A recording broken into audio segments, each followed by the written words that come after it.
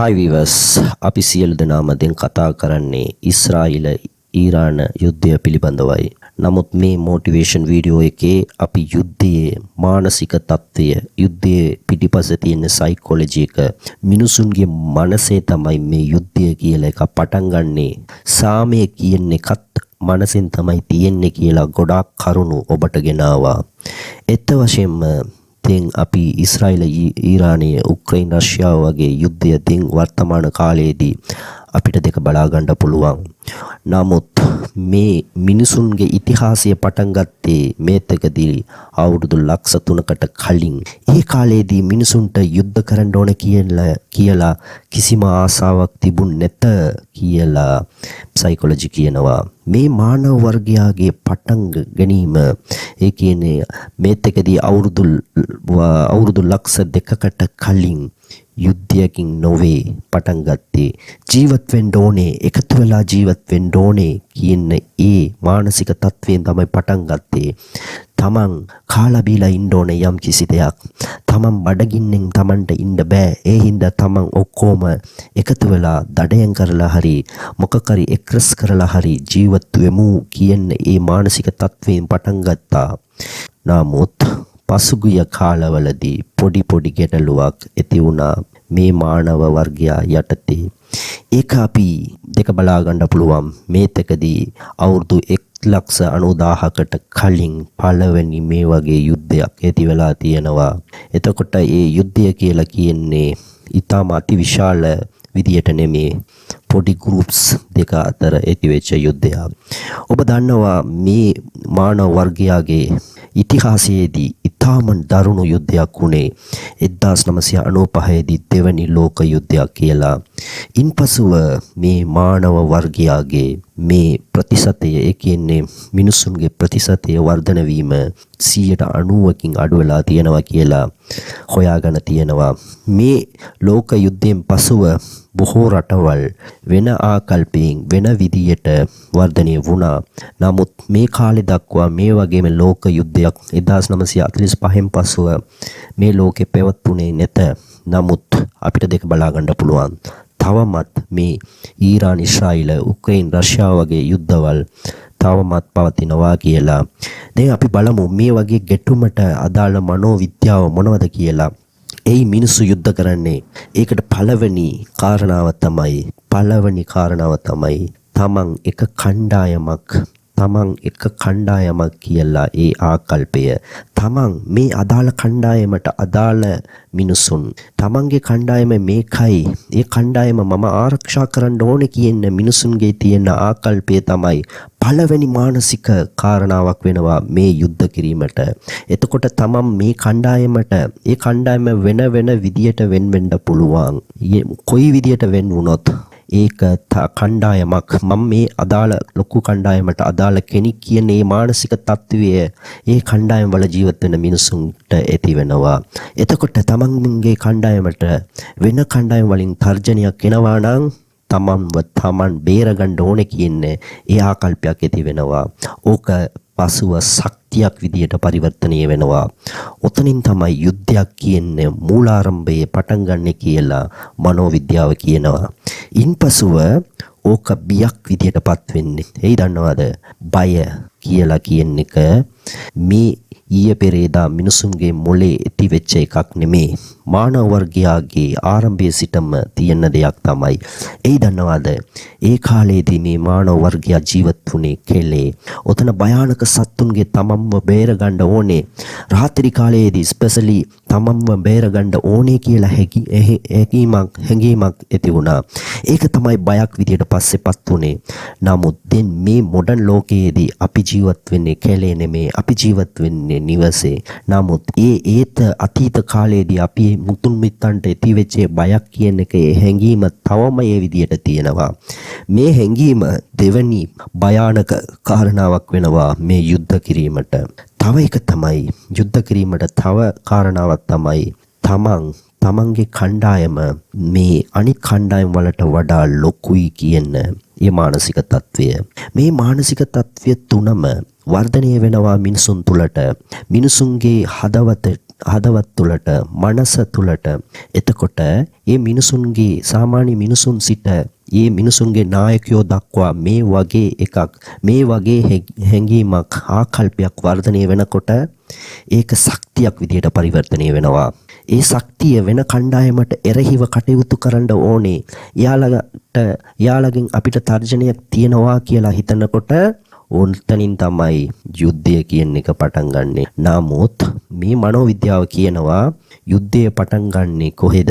මිනිසුන්ගේ මනසේ. ඔහේ තමයි සාමය කියන එකක් තියෙන්නේ. සාමය කියන විද්‍යාව, සාමය කියන මනෝවිද්‍යාව, සාමය කියන්නේ දෙඩි ආසාව, මනසෙන් තියෙන දෙඩි ආසාව. ඕකක් තියෙන්නේ මේ මනසෙන් තමයි.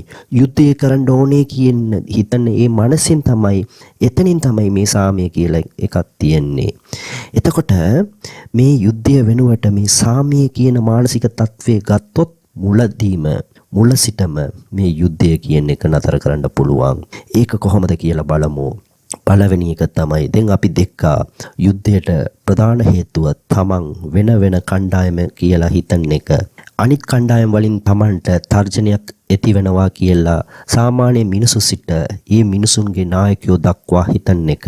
එහෙම නැතුව එහෙම හිතනකොටම ඒක එයාලා කරන්න ඕනේ මොනවද දන්නවද? විශ්වාසයක් ගොඩනැගීම. තමන් අතර ඒ කණ්ඩායම් අතර කතා කරලා විශ්වාසයක් කියන එක ගොඩනගන්න පුළුවන්.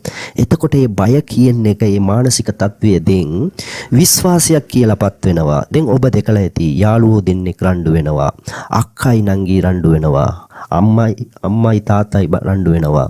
රණ්ඩු වුණාට පස්සේ එයාලා එකතු වෙනවා නේද?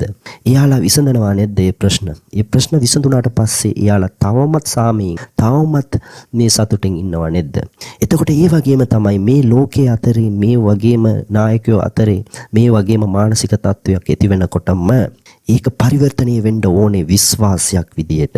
මේ කණ්ඩායමින් මට තර්ජනයක් නැහැ. අපි එකතු වෙලා වැඩ කරමු. මේ ලෝකේ සාමයේ මේ ලෝකේ වර්ධනය වෙනුවෙන් අපි එකතු වෙලා වැඩ කරමු කියන විශ්වාසය ගොඩ නැගුණොත් පළවෙනියට මේ යුද්ධය කියන එකක් කවදාවත් අපිට දෙක බලා ගන්න බෑ. අනිත් එක තමයි දෙවෙනි කාරණාවයි තමයි සම්බන්ධතා ඇති කිරීම. ඒ විවිධ සමාජවල විවිධ ආකල්පයක් තියෙන්න පුළුවන්. ගැටලුවක් නැහැ. ඒ ආකල්පයත් එක්කම අපි සම්බන්ධතාවක් ඇති කරන්න පුළුවන්. අපි අතර සහජීවනයේ ඇති කරන්න පුළුවන්. එයි දැන් බලන්න මේ සෝභා ධර්මයේ දීලා තියෙන්නේ එකම ભેදයක් ගැහැණු පිරිමි කියන ભેදයක් පමණයි නේද? අනිත් ඔක්කොම මිනිස්සු ඇති කරපු ભેදවල්.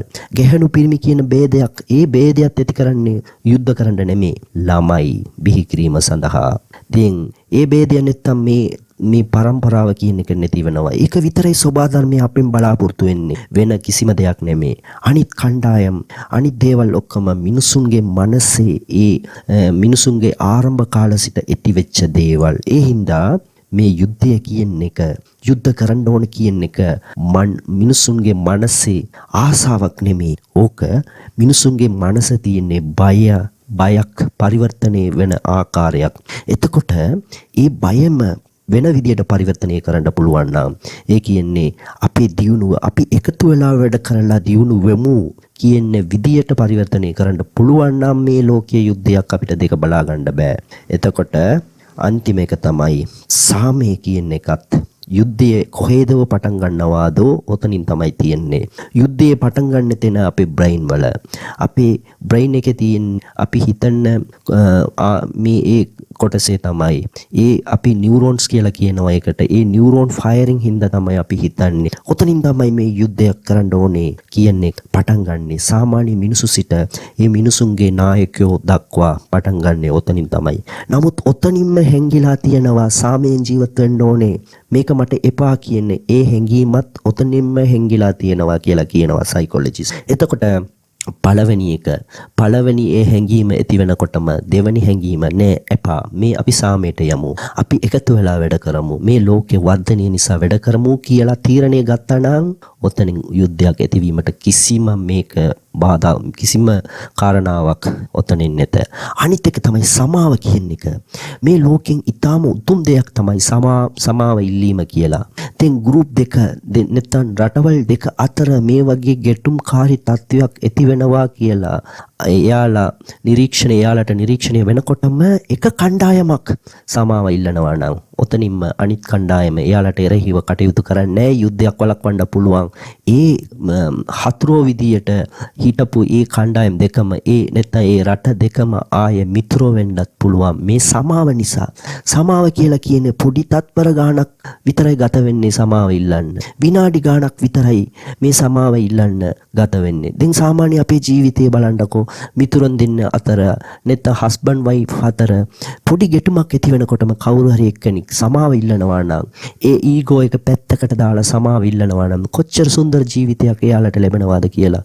ඒ හින්දා ඔතනින් සමාව කියන එකත් මේ යුද්ධය වළක්වීමට ඊටාම හොඳ ආයුධයක් කියලා කියනවා සයිකොලොජිස්ට්. එතකොට මේ වීඩියෝ තුලින් අපි බැලුවේ මනසෙන් තමයි යුද්ධයක් කියන එක පටන් ගන්නෙ. මනසෙන් තමයි මේ සාමය කියන එකත් තියන්නේ කියලා. යුද්ධය පටන් ගන්න එක්කනාගේ මනසෙන් තමයි සාමයත් හැංගිලා තියෙනවා. එතකොට එයාට ඒ සාමය කියන කන්සෙප්ට් එක හොයාගන්න පුළුවන් නම් මේ යුද්ධය වෙනුවට ඕක පරිවර්තනය කරලා මේ ලෝකේ විනාශ වෙනුවට ලෝකේ වර්ධනය සඳහා එකතු වෙලා වැඩ කරන්න පුළුවන් කියන එක ඒ පණිවිඩය තමයි අපි මේ වීඩියෝ තුලින් ගෙනාවේ. මේ වගේම ඔයාට ඊටාම ප්‍රයෝජන වෙන මොටිවේෂන් වීඩියෝ සඳහා අපිත් එක්ක නිතරම රැඳී සිටින්න.